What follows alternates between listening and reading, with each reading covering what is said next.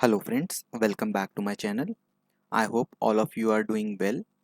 Guys, till now we have covered multiple things in Jenkins like how to install Jenkins in Ubuntu, how to create freestyle projects in Jenkins, how to create basic pipeline project in Jenkins, how to separate jobs in Jenkins, how to create declarative pipeline in Jenkins, how to create conditional pipeline in Jenkins, how to build, test and deploy Maven based application, how to create Jenkins file and then build, test and deploy application using Jenkins file, how to create webhooks with GitHub, what is continuous integration, what is continuous delivery, what is continuous deployment, and how we can achieve this using Jenkins pipeline and Jenkins file. So those who are new and lending directly to this video, please refer to my previous videos in Jenkins playlist that I have placed for better understanding of these concepts. Today we'll discuss how we can create master slave architecture in Jenkins, which is basically a Linux based agent, and then we'll do it practically also. We'll cover all four strategies that can be used in this SSH based approach. So guys, let's start our today's video. So guys, in today's video, we'll discuss what problems was there with our previous approach. So that was a standalone kind of architecture where everything we were doing on the same machine where we were having Jenkins installed. Secondly, we'll discuss what is master slave architecture. And then we'll discuss what are the different types of launch methods that we can use when we create a slave with this Jenkins master. Then we'll discuss how many types of host key verification strategies can be used in this SSH based approach. And then we'll discuss how we can set up master slave for Linux machine. Post completion of this theory concept, we'll go with our practical demo. Okay, so now let's discuss what was the problem with our previous approach, which was actually a standalone approach where we were having everything on the same machine where Jenkins was installed. So what we were doing, we were cloning, we were doing a build, test, deploy, everything we were doing by using the same machine. But that can create so many problems if we do everything on the same machine where Jenkins is installed.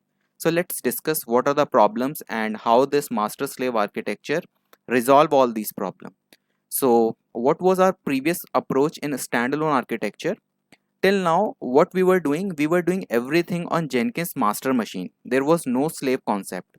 So if we want to build anything, if we want to test anything, if we want to package anything, and if we want to deploy anything, then everything was getting done on master machine where we have Jenkins installed. Source code cloning along with all dependencies that were getting downloaded to the same machine where Jenkins was installed and which was the master machine. There was no slave concept in this standalone architecture. So what were the various disadvantages of this standalone architecture? So till now we were working, suppose, in a small team of 2-3 people, but when the organization grow, then count may go from hundreds to thousand or maybe more than that number of people. And if everybody tries to use Jenkins and install everything required for builds on Jenkins master, then that machine will get overload because that machine has limited capacity. If we keep in terms of CPU, memory, storage, so one thing comes in mind that we can increase this machine capacity. Okay, so if there is only 2 CPU and there is some GB of memory and some GB of storage is assigned, so what we can do in order to overcome this problem, we can increase that capacity. So we can overcome this problem, but how much should we increase, that again a question, because suppose if team grows again, then we don't have any particular criteria with this, and every time to increase the capacity is not a good solution. So this was the main disadvantage of our standalone architecture. If we discuss one more disadvantage of standalone architecture, so we know that we define number of build executor for our master machine. Build executor means how many jobs can run in parallel at the same time. So now suppose if at the same time 50 to 100 jobs executed at the same time by multiple machines, then or we can say by multiple users, then first 5 to 6 job will start executing and rest will go in pending state or will get queued up. Those builds will get queued up. until those 5 or 6 jobs get completed, and then another 5 and 6 job will get execute and rest will still be in pending. And if one job take around 1 to 2 hours to complete, then all jobs will not get execute even in the single day. So this is again a very big disadvantage, because if there are multiple teams, so task of some teams will get complete but other teams will remain as it is, and whole day will get spent but their jobs will not get succeeded, because there was a heavy load on this Jenkins machine and multiple jobs executed at the same time, so those get queued up. So this was another disadvantage of this standalone architecture. Let's discuss one more disadvantage of this standalone architecture. We can install Jenkins master either on Linux machine or a Windows machine. Suppose if we installed that Linux, or what we can say, suppose if we installed that Jenkins on Linux machine, but we want to build and test an application, and test cases requires some execution on Windows machine rather on Linux machine, then what we can consider in this approach is something needs to be done on Linux machine and something requires some Windows machine, some kinds of browser features or some executions require Windows along with that Linux machine. So how we can overcome with this problem? Because as of now there is only one machine and we were doing everything on that machine, and Jenkins is installed on Linux machine, then how Windows piece will get complete in this case? So what we'll do requires execution on Windows machine, right? And rather on Linux machine, then this approach will not work in this scenario, because our master machine is on Linux and we can only execute Linux command on it. So we can't do anything related to Windows with this particular standalone architecture. So this was a third disadvantage that was coming in picture because of this standalone architecture. Okay, so now let's discuss what is this master slave architecture and how it solves this kind of problem. So in case of master slave architecture, we install Jenkins on one of the machines, so that machine will remain master, and we'll create slave machines. So whenever we need to do any kind of build, any kind of cloning, any kind of anything, so we'll do that on slave machine rather on master machine. So our master machine will remain separate. So what we can consider master as a manager, and slave we can consider some employee under that manager. So master will give some command to these employees and these employees will do their task. So master is basically used to manage the complete thing, that what task needs to be distributed to which slave, and what kind of status of that particular job that is executing on slave. So this kinds of information will remain with master, but master will not execute anything on itself. That's why master machine will remain intact with any kind of capacity issue, maybe that's a CPU issue, memory issue, storage issue. All these things are not anything that we need to be worried about master, because everything now taken into consideration from that slave machine. So everything is getting used of that slave machine, whether it's in CPU, memory and storage, in that way. So what is master? Basically here we install Java and Jenkins, and it can either be on Linux machine or Windows machine. We can execute builds to slave machine using master, and master also monitor what slave machine's jobs status is, and it also display build results to Jenkins console. Then what is slave? So on slave we don't need to install Jenkins, we only need to install Java on these slaves. So this is a mandatory thing, that if we want to make any machine as a slave, so Java has to be there. And if the version of Java is same as that of master, then it will be a good start, because there might be some scenario where if some Java version mismatching is there between master and slave, so there may be a situation that some connectivity is not getting done. So it is better to make Java version same on both master and slave. So in slave, we also make any Linux machine or Windows machine as a slave, and it listens to master machine for instructions. It also execute all the instructions that is given by master machine. So this is now getting resolved all our issues that we were getting previously, because previously there was a first problem that if the capacity issue came, then what will happen? Because if our master is getting down, then everything will get down. So now the load will get transferred to slave and our very first problem will get solved. Now the second problem comes that when the team grows, in that case a single slave is not the right choice. So what we'll do, suppose if we are having 10 teams, so we can create 10 slaves and we can assign one particular slave to a one particular team. So everything the team requires, they'll do on their slave. So one slave will also not get overloaded this time, and all the slaves will get monitored with the help of this Jenkins master. So our second problem also got resolved. Third problem was there, that we defined build executors for master. So now when we create separate slave, so each slave will have its separate build executor.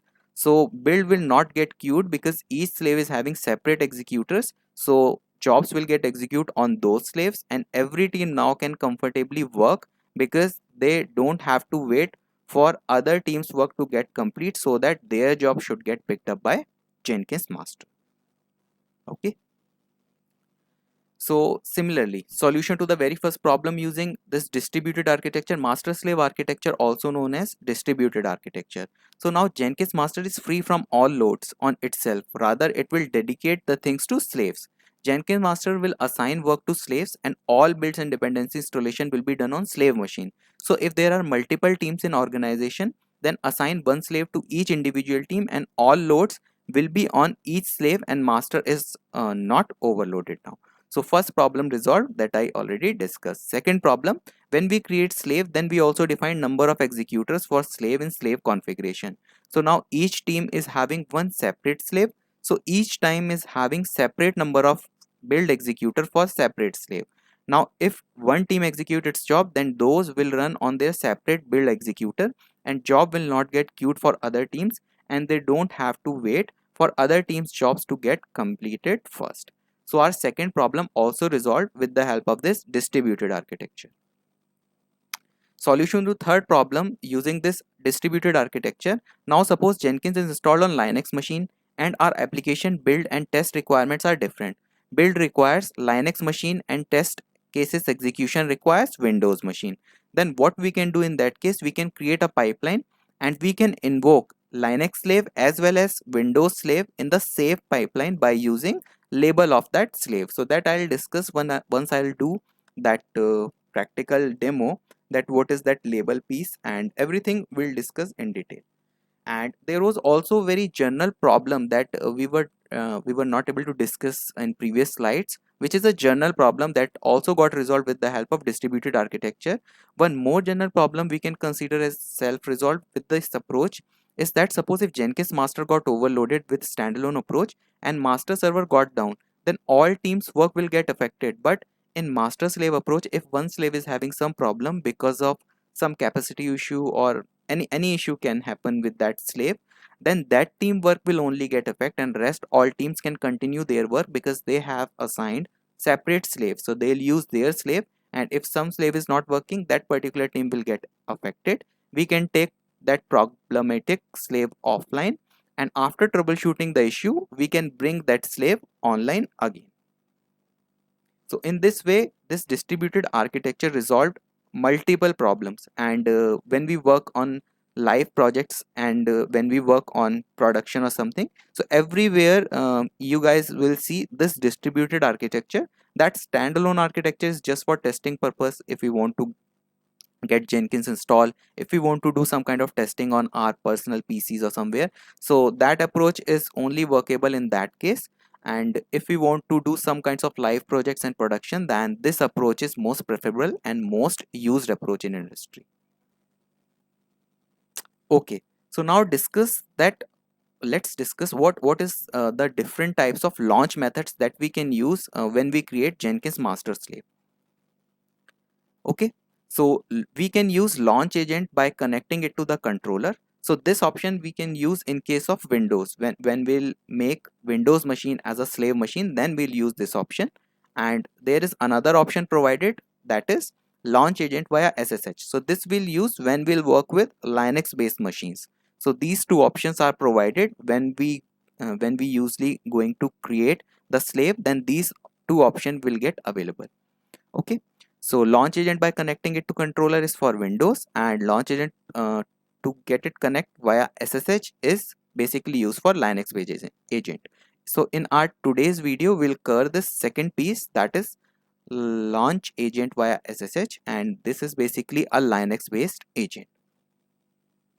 Okay, so when we configure the slave, so as you are seeing on my screen, then this is the launch method, and here we have two options. One is launch agent by connecting it to the controller that we'll use for Windows machine, and launch agent via SSH, this we can use for our Linux based slave machine. Okay, so now another concept comes in picture, and that is host key verification strategy. So this comes when we create a Linux based agent only. This don't come when we create any Windows based slave machine. And what this host key verification strategy actually is, so it is a way of verifying the SSH key that are presented by remote host while connecting.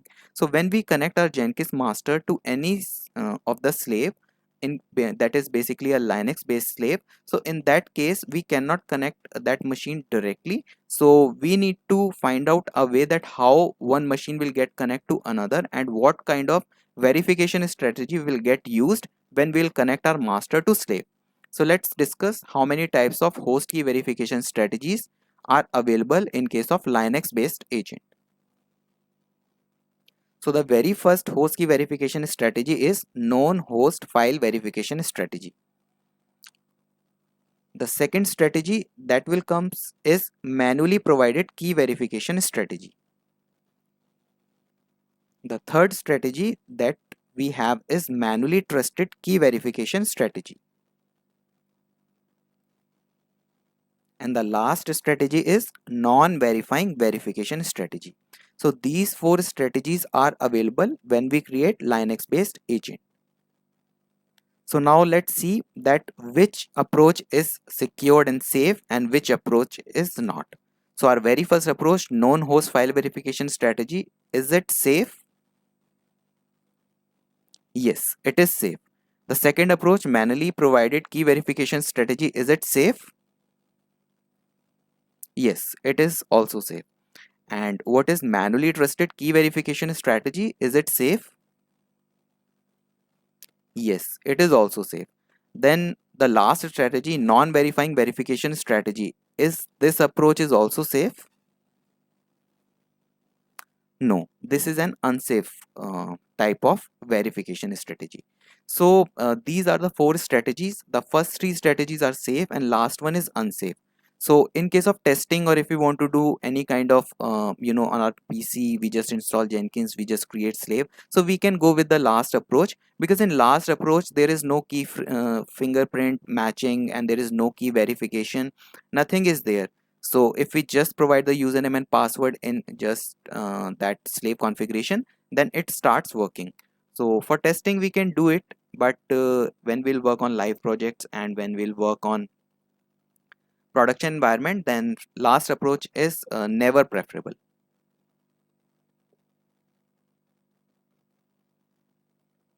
Okay, so these are the four host key verification strategies that we can use when we'll configure our Linux based agent. So in today's video we'll see practically all four these options, how we can use it and how we can connect our slave using these four options.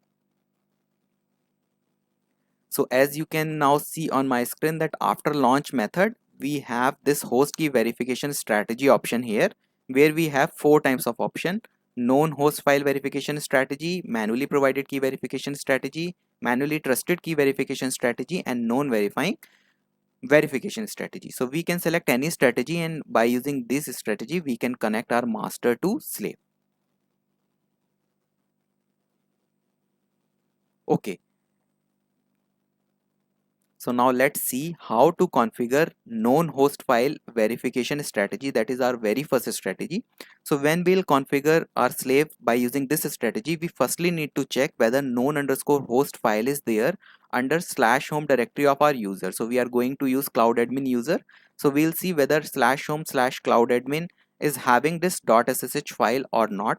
So it's an hidden file, so we need to use a attribute along with ls lrth. Along with lrth we need to use a attribute also to see the hidden files. If .ssh is there, then we need to check what is inside it. Do we have known underscore host file inside it or not. So as we can see in a screenshot, there is no known underscore host file is there. So this strategies basically depend upon this file. So as of now, this file is not there. So what we need to do in order to create this file, let's see what is the next step. So in the next step, we need to do SSH to our slave machine in order to generate fingerprints of slave machine, and then add these fingerprints to known underscore host file of Jenkins master post creation of known underscore host file on Jenkins master. So as we can see these screenshot, what we will do, firstly we'll do an SSH to our slave machine using the username at the rate the IP of that machine.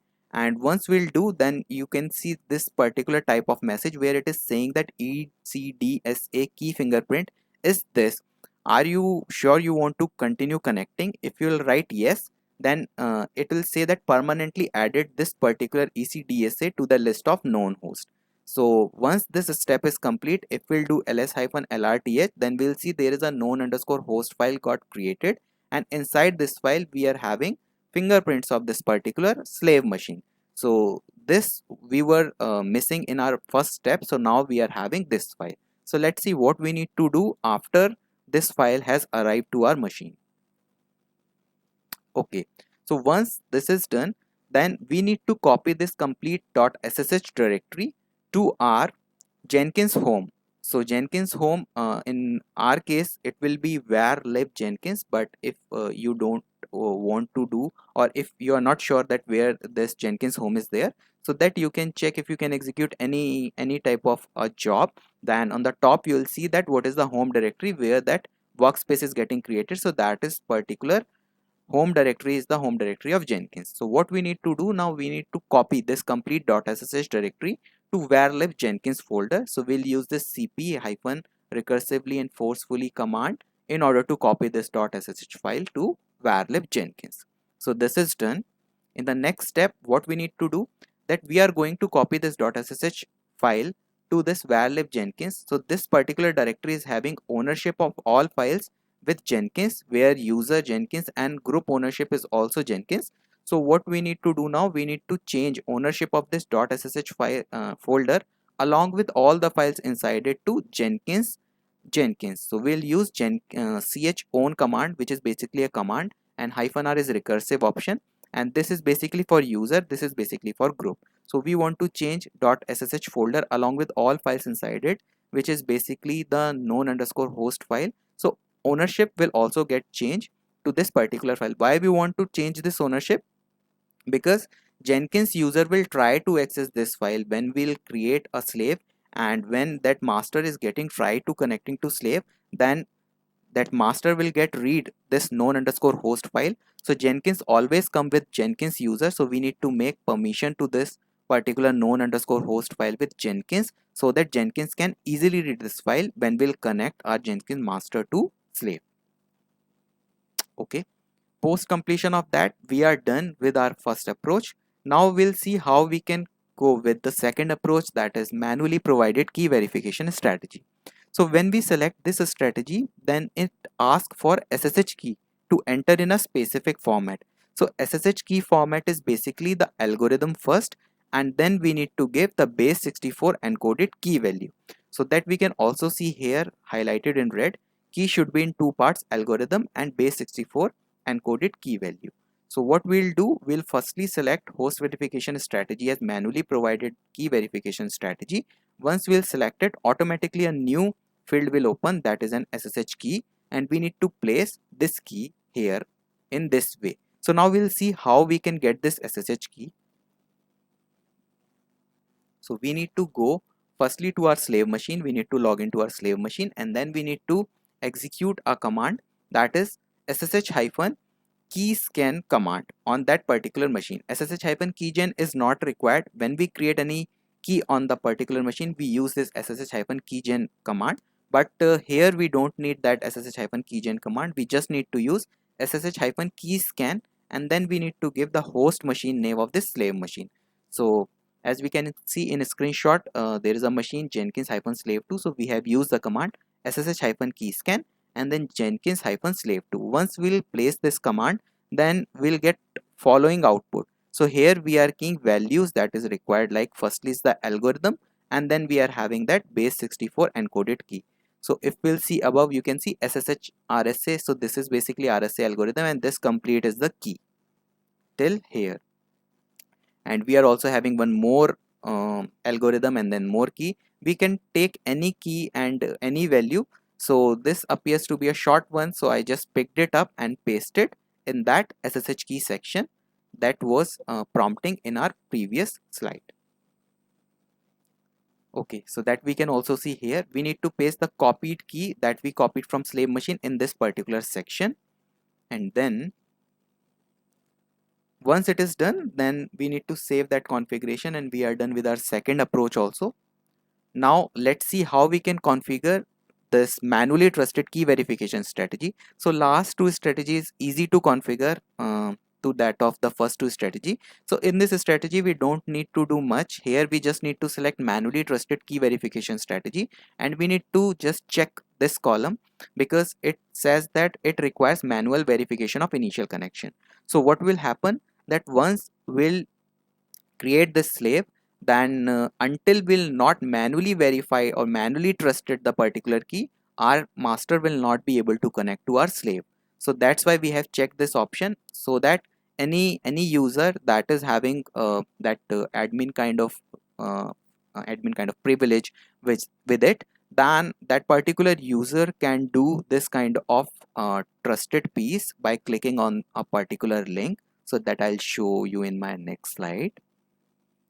Okay, so once we'll create that configuration, nothing else needs to be do in that configuration. So we just need to now click on this, do you want to trust on this host key fingerprint? So we need to click on yes. Before that we need to click on this trust SSH host key. Once that is done, and we'll check the logs, and we'll see that our master is able to successfully connect to our slave machine. So this was the third approach that we discussed earlier. So all three approach now completed except the last approach, that was unsafe approach. So this was the fourth approach. So let's see how we can configure the non-verifying verification strategy. So here we just need to select host key verification strategy as non-verifying verification strategy, and we just need to click on save. And once this is done, we don't need to do anything, and our master will automatically get connect because there is no verification. So that's why this method is known as non-verifying. So it is just getting connected with the help of username and password that we'll provide in this credential section. So this was a fourth strategy that we can use whenever we configure any Linux based slave agent in Jenkins. Okay, so now let's see how we can create complete slave configuration in Jenkins console. So firstly we need to go to this manage Jenkins as highlighted. Okay, and once we are inside it, we need to click on nodes, that is highlighted here. Okay, and once that is done, then we need to go to new node and we need to click on it. After that we need to give node name, and we need to select this permanent agent because this point of view, what we are doing, we are making a particular physical machine as an agent. So that's why we need to click on this button, and then we need to click on create. Okay, and in the next page we need to give the name. This name is automatically populated that we gave in previous slide, and in description we can mention any description about this slave. And then this is the number of executors. So I was discussing some problem previously that number of executors are limited, and these are the parallel executor. If all the executors are busy, then our job will get queued up. So we can increase this count 1 2 3 4, but this depends upon the CPU of the machine or the machine that you are making as a slave. So better to keep maximum that number of executor, that much CPU you are having. So practically we make it either 2 or 4, not more than that. But if you want more, then your machine should have high capacity in terms of CPU. And after that we need to give remote root directory. So this is basically the directory where we want to do everything on remote machine. Suppose if we want to clone our code, if we want to do anything related to Jenkins, so everything will get create here. So as of now I'm giving /tmp directory. You can create any directory on your slave machine and can paste that directory structure here, so that all the data related to your Jenkins will get create in that particular directory. Okay, After that, this is the label that I was discussing earlier. So label is basically what you can say the name that you want to give your slave machine. So any name you can give. So better to avoid spaces or any kind of special character or something, and keep that space free name here. And now this machine will be known with this particular name. So anywhere we'll use this particular name, label name of that machine. So Jenkins will understand, okay, I need to execute this command, or I need to give this task to this particular slave. So whenever we'll use this particular label in our pipeline, Jenkins will execute commands on that particular label. And next option, we are having usage. So in usage we are having two options. One option is we make this as much as available, and second option is only build jobs when label expression matching the node. So guys, to keep security in mind, always select this option. Whenever we'll specify particular label in our Jenkins pipeline, then only the job will get executed to that particular slave. Otherwise, if Jenkins found out any slave is free, then Jenkins can use that slave, because we if we'll select as much as possible, so Jenkins can execute things on that particular node. But we don't want, and for security point of view, better to select this option. Whenever we'll specify label, then only it will get executed to that label, otherwise no. And in launch method, we can select launch agent by SSH. And in host, we need to provide IP of the slave machine. In credentials, we need to provide the credential that we are going to log into our machine. So if no credential is already there, we can click on this add option, and then we can add our credential by using this option. Okay, so this is now the host key verification strategies, those 4 strategies that we have already discussed. We can select any strategy in order to fulfill our requirement. Whatever be your requirement, you can select that particular verification strategy. And then we have this availability option. So here we have also multiple options. So once we'll do practically, then I'll show you what other options we are having here. So better to use this, keep this agent as much as online. So this agent will always be online till whenever we use that Jenkins. And there are certain 2 other approaches also here in availability options, so that I'll show you once we'll do the practical demo. And after that, we have this node properties. So here we can set any kind of environment variables if you want to get it set on your slave machine. You can, if you want to install any tool on your slave machine, you can select it here and can install any tool over there. So as of now, we are not doing anything, so we'll keep this option unselected as of now, and we'll click on save option. So once we'll do practical demo, then I'll show you all these options, that what is there in availability option and what is there in advanced also. So that I'll show you during practical demo. Okay, so everything is completed. Now we came to our slave machine, that what are the prerequisite for every slave machine. So if we are setting up the Linux based agent, in that case Java has to be whether it is a Linux based or a Windows based, Java has to be there on both cases. So in order to install Java on slave machine, we firstly need to run the first command, then we need to run the second command. So this I have picked up from official Jenkins documentation, so you can refer always refer those Jenkins official documentation, and you can install Java. Once it is installed, you can check with java-version command whether Java has been installed or not. Okay, so guys, now we are done with all the theory part, and this is a very informative video because I'm going to cover all 4 strategies, so that as per your requirement you can select any strategy. So let's move our practical demo now. Okay guys, so this is our Jenkins console. So let's start creating one agent. So on Azure cloud, I have created 4 slave machines: slave 1, slave 2, slave 3, slave 4. So we'll use these 4 machines in order to create slaves to this Jenkins master. So now this is Jenkins. So here we have Jenkins installed on this particular machine. So this is Jenkins master. Let's go to manage Jenkins. Here we need to go to nodes, and here this is basically the one node coming by default is the Jenkins master itself. Now we need to create one node. So node name we can give as test slave 1. Okay, as a permanent agent, click on create. In description we are not mentioning anything. Number of executors I'm keeping 1. Remote directory, let's keep it as /tmp. Label, I'm giving the same name as label. You can have some different name also. I'm keeping it same without any space. Okay, test slave 1. Usage. So here we were seeing that there were two options. Use this node as much as possible. Only build jobs with label expression matching this node. So if as much as possible, it can be picked up by Jenkins master anytime. But we want to get it more secure, that till when we haven't specified this particular label name in job, it shouldn't get execute on this particular machine. So this is more secured option. So I'm selecting this. Now we need to select launch agent via SSH. Host, we need to give IP of the machine. So we can go to slave machine. Here we can pick up IP of this slave machine and we can place it here. Slave, okay, slave 1. And here we need to specify credential. As of now, there is no credential. So let's create one credential. These are the username and password for logging to this machine. Okay, and then we need to give its password. Okay, let's re-enter first.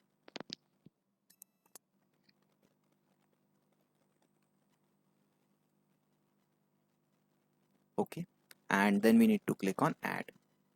So now if we'll see, one credentials has came here. We can select this credential. Host key verification strategy. So we'll use this known host file verification strategy. After that, there was an advanced option. So if you guys, if you want any help related to any parameter, you can click on this particular question mark. So it will give you some documentation. You can read it out and everything is mentioned here. And in case of number of executor also, how you can set it here, you can keep it here. You can just click on this question mark, it will give you documentation related to that particular option. Okay, so here in advanced, if you'll click, so you are seeing that this port is 22. So if you want to get changed to this port, because if your 22 port is not open for your machine and there's some security reason you need to get it connected to some other port, then by default it get connect to 22. If there is any other port, you can specify here. If you want to give some Java path, if you want to give some JVM options, if you want to give some prefix to the agent command, anything customization, if there is in client environment and you need to change any parameters, you can specify those parameters here. If you want to get help of any parameter, you can click on it. It will give you help related to that particular parameter. So in our today's demo, we are not going to change anything. We'll keep everything by default. So we'll use all this option as it is. We don't want any advanced option. If you want to get it change, you can get it changed. But in our in most of my live projects, I have never worked to get these parameters changed. I worked in the same way. And if you want to get it changed, because some client security wants this 22 port not getting open, so you can get change all these parameters here. Okay, and this is the option where you can keep this agent as much as possible online. So we want to get it keep. If you don't want, then you can bring this agent online according to your schedule. If you'll click on it, you can set some kind of cron job here, so that you can specify here. If you click here, it will give you the cron that we have set in our one of the option that was the option we used in Jenkins file, where we were polling SCM. So there also we have used this kind of cron. So you can specify these stars here, and you can specify the schedule when you want this agent to get online according to schedule. And here you can specify some schedule uptime also. So we don't want to get it scheduled, so we'll not use it. And there is one more option, that bring this agent online when in demand and take offline when idle. So we can define here at what time, if nothing is getting happen to this particular agent, it should remain online. If suppose in 15 minutes there is no request on this particular agent, so it should get offline, because in cloud every machine takes cost. So if that machine is not getting used, so it will make that machine offline or something. So in that time we can use this option, so that if that machine is idle, so agent should get offline. But we don't want to use it for our demo, so we'll keep it online as much as possible. And these are the option where we can define environment variable. So we can click on add, we can give name and value related to environment variable. If you want any tool, you can click on it, then you can click on add. You want any git to get installed to your slave machine, and then you want some home directory to set for that git. So anything, any tool you can add, any environment variable you can add. So as of now we are not doing anything. So looks like we are done with the things. Yes. Okay, so now we'll click on save and we'll see logs, what logs are saying when it tries to connect. So this is done, and if we'll go to the slave, and here if we'll go to log, so you are seeing that it's saying connection is closed because no known host file was found at varlib.jenkins.ssh known host. Please ensure one is created at this path. So that's why we have discussed that why we need to create this particular file, because it always looks to this file when we select this option. So what we'll do as of now, we'll go to the slave, we'll make this slave temporarily offline so that it shouldn't search anything as of now. Once we want, we'll bring it back. So now let's start our process. So we'll go to Jenkins master, and this is the directory, my home directory. So here we need to run a command, that is ls. Okay, command is incorrect. This is the command. So here we can see that ssh folder is there, but if we'll go to this ssh folder and if we'll do this command run again, so you are seeing that it is only having authorized keys, it is not having any known host file here. So what we'll do, we'll ssh to our slave 1 machine. What is the ip? This is the ip. So let's do an ssh to this machine.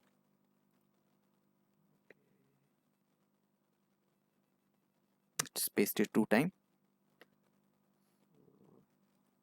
Okay, so now you are seeing that what it is trying to do with this step, it is actually creating fingerprints for this particular machine. So it is saying authenticity to the host can't be established because there was no fingerprint. First time we are doing this kind of SSH, that's why it is asking. And are you sure you want to continue? We'll say yes, we are sure. So now it is saying permanently edit this particular ECDSA to the list of known hosts, and it is requiring password to get login to that machine. So we'll provide it.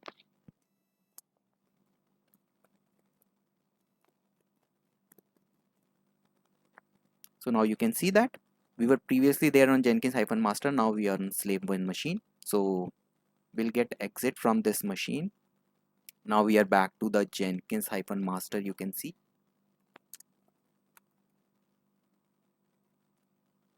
Okay, we are already inside SSH. So now you can see that known underscore host file is getting created here. So our first step is done. Now what we need to do, we need to copy this SSH directory to our Jenkins home. Okay, so what we'll do, we'll do a sudo command, we'll copy -rf dot ssh directory to var lib and then Jenkins. Okay, so sudo cp-rf ssh needs to be copied to this directory. It is done. Now we need to change ownership of this particular directory. So we'll do sudo ch own, and we need to give Jenkins colon Jenkins.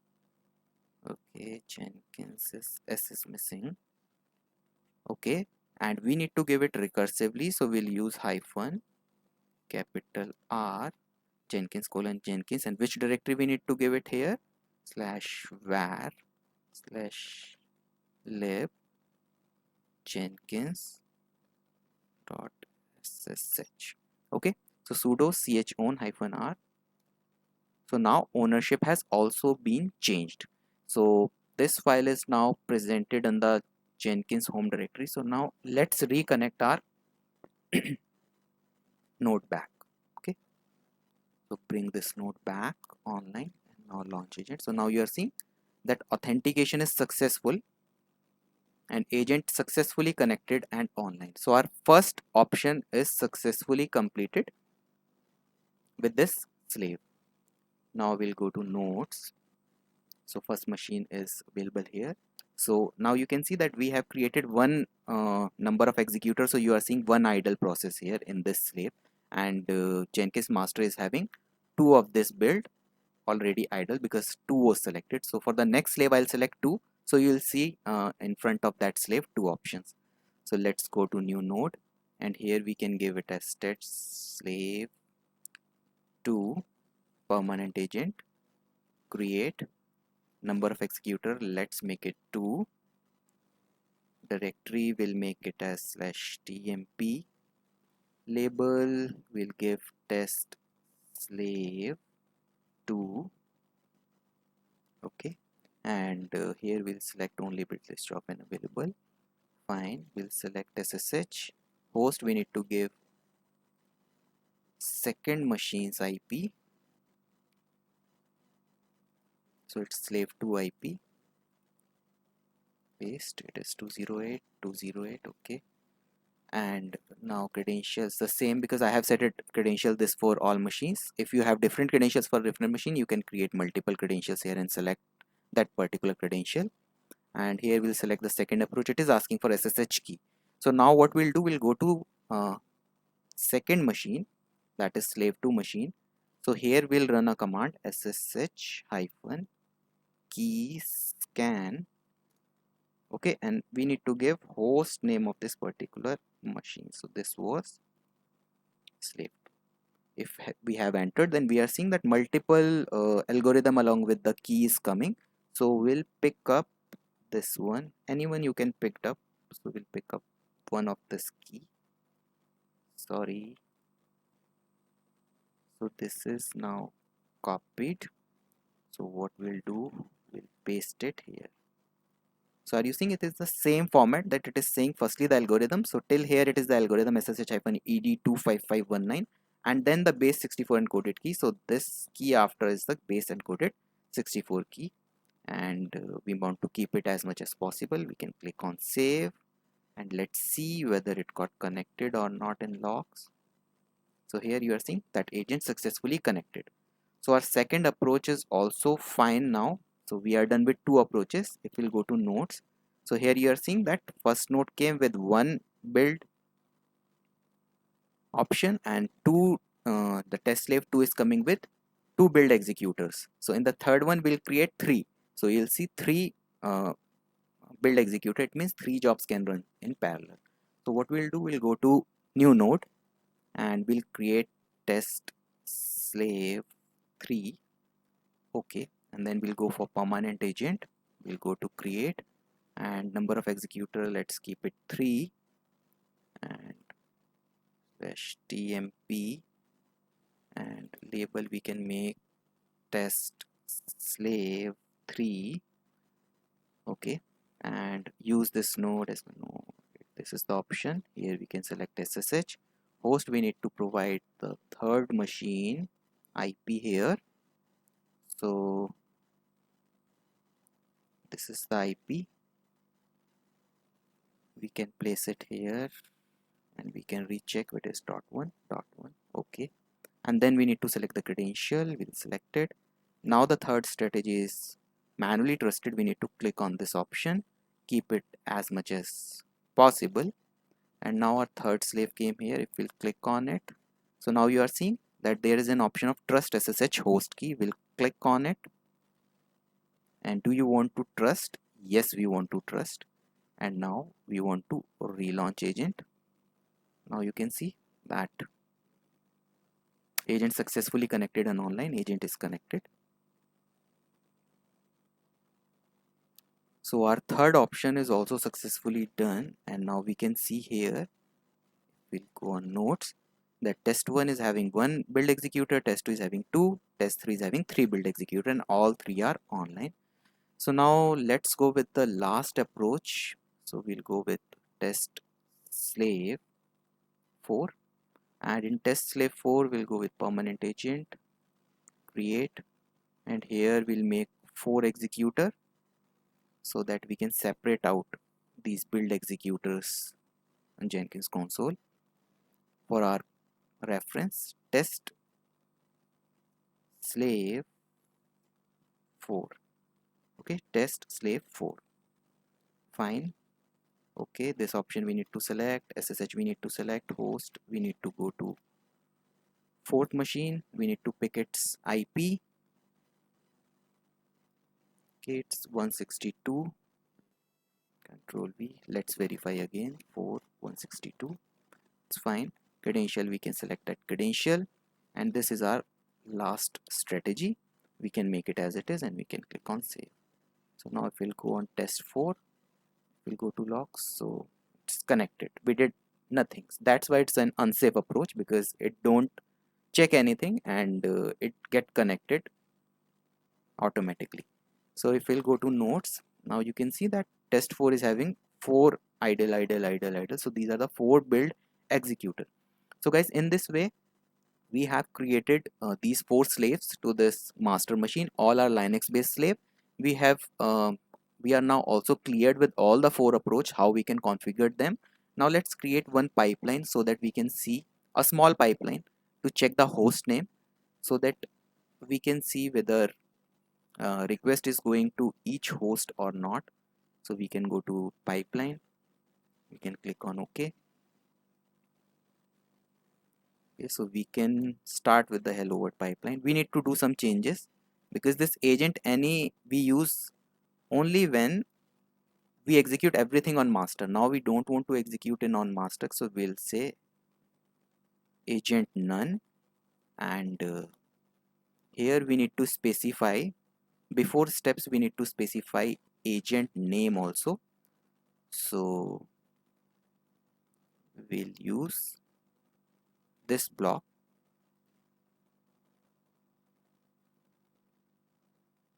before steps. Okay, so now we have specified label along with the label name.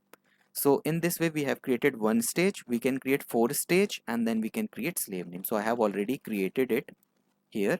So here you can see the pipeline is same. We have defined none here, and here is hostname slave 1, label slave 1, command is hostname. So this is for slave 2, this is for slave 3, this is for slave 4. Okay, so we can copy this complete code, and then we can replace it with this code, paste. Okay, so test slave 1 2 3 4 we'll verify again. Let's go to manage Jenkins, then nodes, and we need to see the label name. So if we'll click on this machine, so it's test slave 1, fine. If we'll click test slave 2, projects tied to test slave 2, okay. And the third one is test slave 3, project ties to test slave 3, and the fourth one is test slave 4. Okay, so we are good. Now we can go to dashboard, we can go to this job, and let's try execute whether we are successful in achieving host name of all 4 machines or not. So this build is executing, so it is taking some time. So let's go to console output and see. So here you can see the host name is Jenkins slave 1, the host name is Jenkins slave 2, host name is Jenkins slave 3, host name is Jenkins slave 4. So we have successfully connected to all the 4 slaves by using all the 4 approach, and in this way we can configure slaves to Jenkins by using a Linux based agent. So guys, I'm done with today's video. I hope you like this video, and I'll see you in my next video.